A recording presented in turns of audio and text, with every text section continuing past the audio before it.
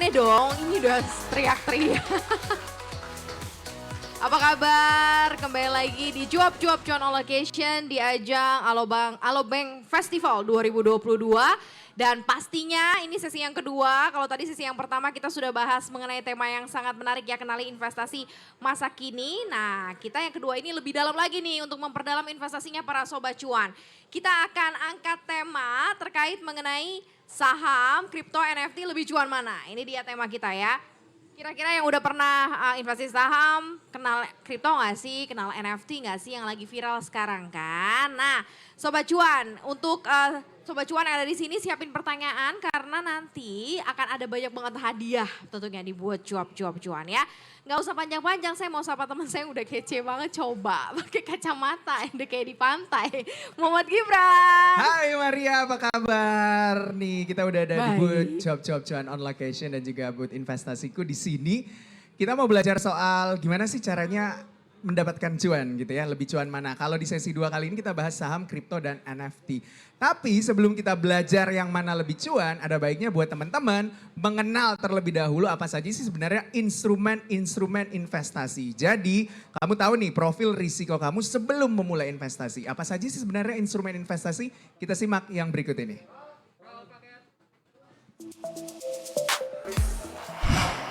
Ada emas, saham, kripto, NFT, aduh banyak banget sih. Sobat Cuan, maaf nih ya, jadi ikut kebingungan kayak saya. Emang ya, kamu sadar gak sih kalau investasi itu sekarang banyak banget.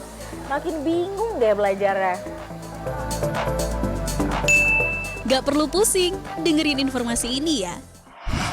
Perkembangan investasi di Indonesia mulai menanjak di masa pandemi. Semakin banyak orang yang menyadari pentingnya berinvestasi. Catatan dari Bursa Efek Indonesia, bulan Januari tahun 2022 ini, jumlah investor asal Indonesia di pasar modal tembus hingga 8 juta akun. Kedepannya tentu bisa semakin bertambah. Dan sekarang jenis investasi di Indonesia banyak banget. Ada investasi saham, investasi properti, P2P lending, investasi emas, obligasi, deposito, reksadana, cryptocurrency, NFT, forex. Dan yang lagi viral di mana-mana nih, ada investasi kripto dan NFT. Cryptocurrency termasuk jenis-jenis investasi banjir cuan yang difavoritkan anak muda. Kalau Anda bertransaksi menggunakan mata uang digital yang tersedia, seperti Ethereum, Dogecoin, Bitcoin, dan lainnya. Harga mata uang digital sering naik turun, Anda pun akan memperoleh keuntungan dari harga jual yang lebih tinggi. Namun, jenis investasi ini punya resiko tinggi karena harganya yang sering berubah. Sobat Cuan harus selalu memantau pasar agar tidak ketinggalan kesempatan. Anda juga bisa mencoba NFT yang semakin diminati oleh investor. Di sini, Sobat Cuan menawarkan karya dalam bentuk non-fungible token yang diperjualbelikan melalui blockchain. Karya yang bisa dijual berupa foto, gambar, lagu, dan lainnya. NFT membuat karya Sobat Cuan itu tidak bisa diduplikasi karena punya identifikasi unik tertentu. Anda perlu membuat karya otentik dan bagus untuk menarik investor membeli. Agar NFT Sobat Cuan ditransaksikan secara luas, Anda harus mendaftarkannya dulu di Bapepti. Pilihan investasi memang sangat beragam. Semua harus disesuaikan dengan profil resiko Sobat Cuan. Sebelum berinvestasi, jangan lupa pelajari dulu cara kerja, keuntungan, hingga resikonya. Anda pun akan siap masuk ke dunia investasi yang dinamis dan penuh tantangan. Bagaimana? Sudah mengerti belum? Udah dong, jangan lupa selalu update informasi perkembangan investasi kamu ya. Banyak banget ya investasi ya, mungkin Sobat Cuan udah memulai dari yang paling tidak beresiko mungkin ya, dari tabungan, deposito, atau mungkin juga bisa lanjut nih naik ke yang sedikit beresiko kayak saham, terus kemudian iseng-iseng pengen tahu kripto gimana sih. Nah tema kita adalah saham, kripto, NFT lebih cuan mana. Jadi kita akan coba lihat ya potensi dari masing-masing investasi ini, bener gak sih ini bisa dibilang real investasi gitu ya, seperti kripto dan NFT yang lagi viral. Nanti kita langsung aja tanya sama expert, makanya saya undang expert yang sudah kita invite, kita sudah akan siap tanya-tanya. Pasti pakai Sobat Cuan di sini nanya ya, nanya yang banyak ya. Saya panggil untuk gabung ke stage ada Nelson Novanta, founder Koko Cuan Lagi, Dennis Adiswara, aktor entrepreneur, dan Robertus Adrianto, researcher CNBC Indonesia. Come on. Silakan, boleh. Koko di sini kok, Mas Dennis di sini, Mas Robert di pojok. Oke, selamat datang gengs. Boleh pakai mic-nya Mas Dennis. Masing-masing punya mic ya. Sehat-sehat semuanya? Sehat. Investasi sehat?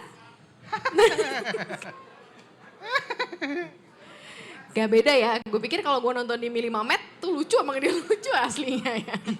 Ini ngomonginnya investasi nih, ngomonginnya soal serius investasi. Tapi sebelum kita ngobrol sama Dennis, juga sama Mas Nelson ya, atau Koko Cuan Lagi, ini namanya Koko Cuan Lagi, jadi cuan lagi, coba ya. Namanya Koko Cuan Lagi, kita mulai dengan fakta dan data yang disampaikan oleh Mas Robert ya. Silakan Mas Robert. Iya, pasar sekarang keuangan itu bisa dibilang cukup lesu ya sekarang ya.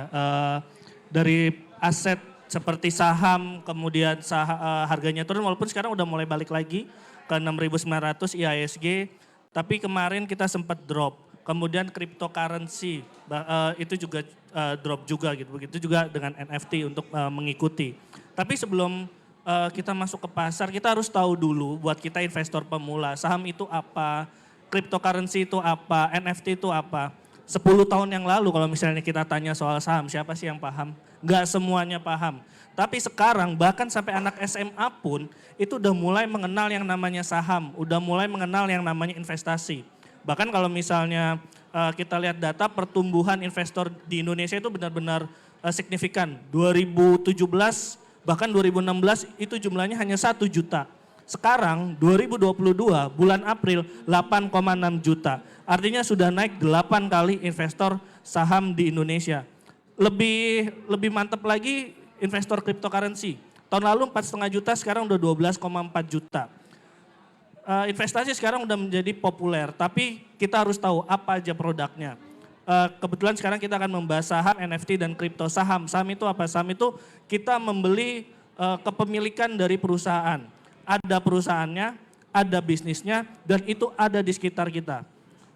Kita pagi sikat gigi menggunakan pasta gigi, itu ada sahamnya, Unilever. Kita akhir bulan dompet kembang kepis, cuman bisa makan mie instan, ada Indomie, Indofood. Kemudian kita buat snack, beli biskuit, ada Mayora. Kita nabung, ada BBHI, Alobank. Jadi semuanya saham, produknya kita bisa temuin di mana-mana. Kemudian berkembang karena pesatnya dunia digital, terutama ketika pandemi, di booster pandemi, itu muncul aset digital seperti cryptocurrency dan NFT. Cryptocurrency kita biasanya umumnya dibilang sebagai alat tukar digital. Jadi hampir sama dengan kayak yang kita kenal seperti rupiah atau dolar misalnya. Cuman ini terdesentralisasi, mungkin nanti akan dijelaskan lebih lanjut, lebih rinci lagi. Kemudian ada NFT. Nah NFT ini juga baru booming banget nih. Adanya kemudian fenomena sekali lagi disebut Gozali Everyday, itu kemudian membuat masyarakat Indonesia mulai mengenal NFT, mulai penasaran, mulai kepo, bahkan mulai terjun sampai ke hal yang ekstrim. Apa yang hal yang ekstrim? Mulai upload KTP. Nah ini sebenarnya fenomena ini yang sebenarnya jangan sampai terjadi. Kenapa fenomena itu terjadi? Karena rasa kepo, penasaran, ingin coba, dan sebenarnya rasa ingin cuan yang tinggi, tapi tidak dibarengi dengan edukasi, tidak dibarengi dengan kita belajar lebih lanjut mengenai instrumen tersebut. Kita tidak mau mempelajari instrumen tersebut baik dari cuannya maupun dari resikonya. Jadi investor-investor baru ini kemudian ketika mendengar investasi selalu lekat dengan cuan. Padahal di balik cuan itu tetap ada resikonya. Investasi apapun ada risikonya. Dan kita juga harus pelajari yang namanya risikonya. Salah satu resikonya ya ketika saham atau kripto atau NFT bisa naik, harganya pasti juga bisa turun. Dan itu terjadi saat ini. Makanya kita harus tahu risikonya juga supaya kita kemudian lebih toleransi ketika aset-aset investasi kita ngedrop seperti saat ini. Oke, ini awal doang nih ya dari Mas Robert ya. Karena temanya mengenai saham, kripto, dan NFT.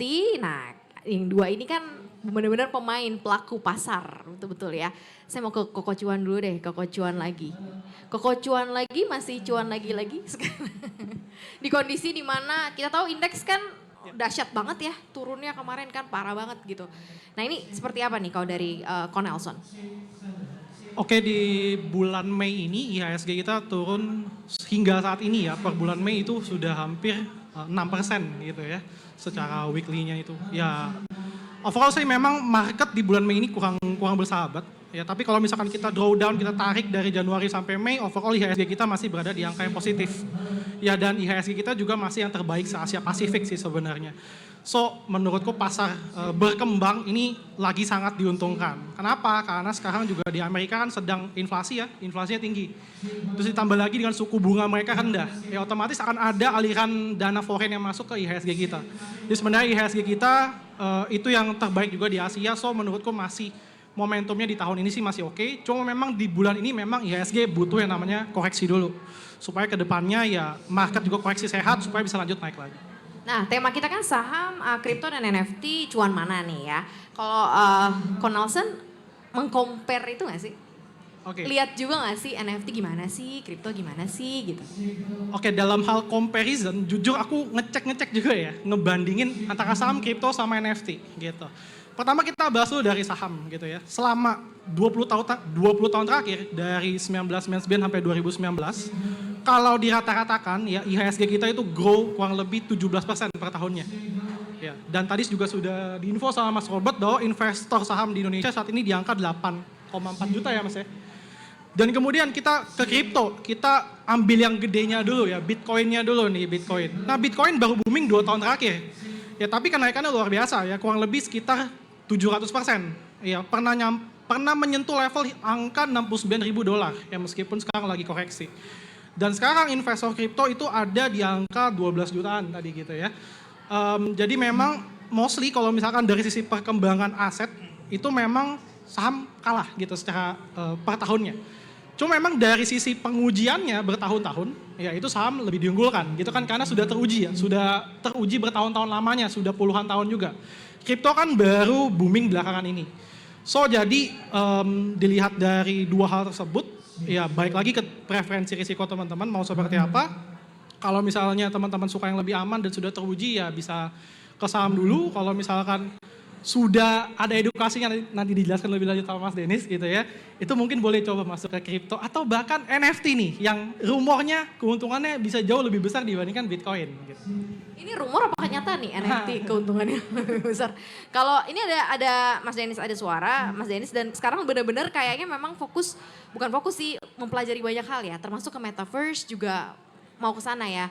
Nah ini pengalamannya dulu deh, terjun dan kenal kripto itu kayak gimana sih? Pertama kripto dulu pasti kan? Iya pasti kenal kripto dulu karena saya waktu itu tergugah sama teknologi di balik kripto itu sendiri, yaitu blockchain dan smart contract. Tapi sebelum kripto udah pernah investasi yang lain-lain nggak?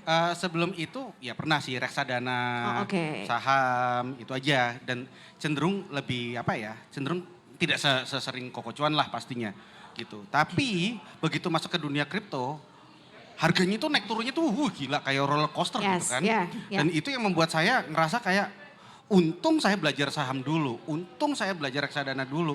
Karena basic technical analysis dan fundamental itu sebagian juga dipakai di dunia kripto gitu.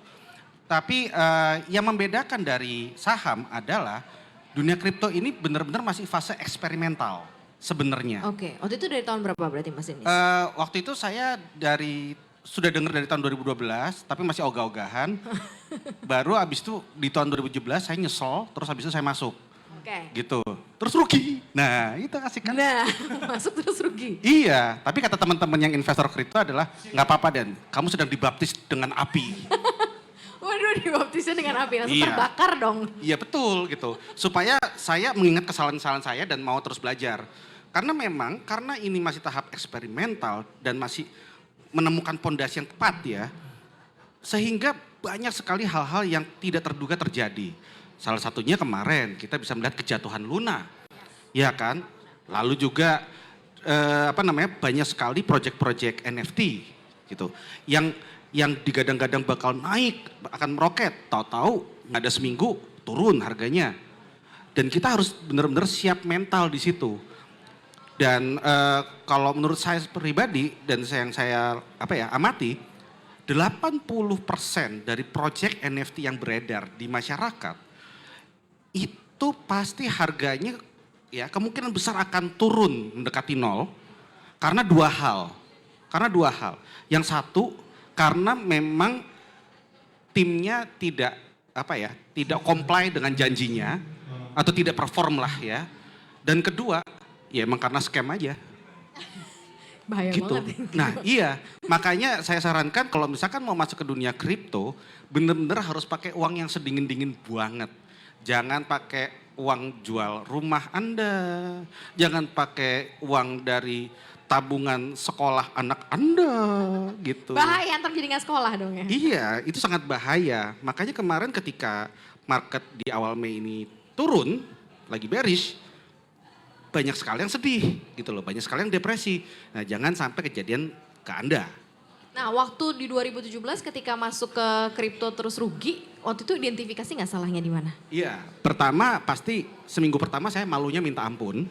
Malu, padahal kan yang tahu diri sendiri loh. Iya, saya malu pada diri sendiri gitu. Bodoh sekali uang segitu hilang, wow gitu kan. Nah, Kayak gede banget berarti ya. ya lumayan, buat saya gede. Terus, tapi setelah itu saya sempat nggak menyentuh kripto. Sampai suatu hari teman saya lihat, kok dia masih trading kripto? Kok dia masih menggeluti kripto? Ada apa nih? Gitu. Terus saya ngobrol sama dia dan akhirnya baru belajar. Dan kamu coba dulu deh, tajemin technical analisis kamu. Tajemin dulu fundamental analysis dulu gitu loh. Latihan dulu di saham lagi, latihan dulu di forex lagi gitu. Itu baru setelah itu kalau ada uang dingin coba masuk lagi gitu sih. Memang ini butuh waktu belajarnya. Kalau teman-teman kemarin 2 tahun terakhir itu ngerasa cukup pintar dan beruntung portfolio kripto kalian naik, coba dipikirkan lagi. Apakah itu benar-benar karena teman-teman cukup belajar atau memang karena ya kalian beruntung lagi kena bullish market aja atau market lagi naik aja gitu sih. Pasar yang berpihak ya, karena lagi Pasar berpihak. pasar yang berpihak karena lagi untung aja, pas lagi bullish aja, jadi beruntung gitu. Nah, kira-kira Mas Dennis masuk ke fase yang mana nih sekarang? Nanti kita akan gali lagi nih, karena kan NFT dicoba juga, kripto juga ya kan. Koko cuman ngeliat-ngeliat doang, mungkin abis ini mau coba ya kok ya. Coba seru. Iya. Nanti kita bahas ya usai jeda. Jangan kemana-mana, tetap di Cuap Cuap Cuan on location di ajang Alobank Festival 2022.